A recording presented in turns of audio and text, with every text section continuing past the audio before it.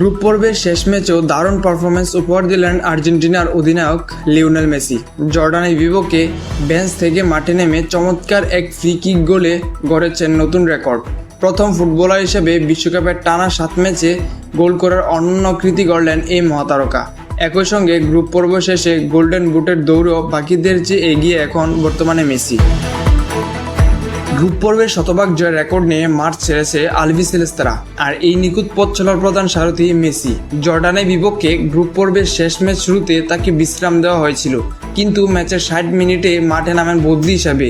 ম্যাচের 80 মিনিটে চিরচেনা চতুরতায় ফ্রি কিকে গোল করেন 8 বারের ব্যালন ডি'অর বিজয়ী এই ফুটবলার। এই এক গোলই রেকর্ড বইয়ের পাতা ওলটপালট হয়ে আছে।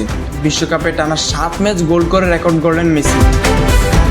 টানা 6 ম্যাচ গোল করে রেকর্ডটা এতদিন ফ্রান্সের জোস্তো ফেন্টিং 1958 ও ব্রাজিলের জিয়াজিনহোর 1970-এর পাশে ছিলেন মেসি। 1958 সালের বিশ্বকাপের বর্তমান ফরম্যাট চালুর পর থেকেই গ্রুপ পর্বের 3 ম্যাচেই গোল করার কৃতি ছিল মাত্র 3 জনের: ক্রিস্টিয়ানো রোনালদো 2018, ডেভিড ভিয়া 2010 ও ফার্নান্দো তোরেস 2010। চতুর্থ খেলোয়াড় হিসাবে সেই অভিজাত ক্লাবে নাম লেখালেন মেসি। বিশ্বকাপে মেসির মোট গোল সংখ্যা 19। অস্ট্রিয়ার বিপক্ষে ম্যাচ জোড়া গোল করে ভেঙে দিয়েছিলেন বিশ্বকাপে ইতিহাস সবচেয়ে বেশি গোলের রেকর্ড, যা আগে ছিল জার্মানি মিরোস্লাভ ক্লোসার 16।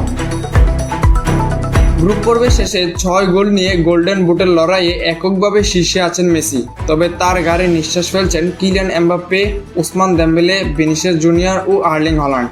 এই 4 জনে এখন পর্যন্ত করেছেন 4টি করে গোল, তবে 2টি অ্যাসিস্ট থাকায় 4 জনের মধ্যে এগিয়ে আছেন এমবাপ্পে। ফিফার নিয়ম অনুযায়ী গোল সংখ্যা সমান হলে প্রথমে অ্যাসিস্ট বা গোল সহযোগিতা বিবেচনা করা হয়। তাতেও সমতা থাকলে দেখা হয় কে কত কম সময় মাঠে খেলেছেন।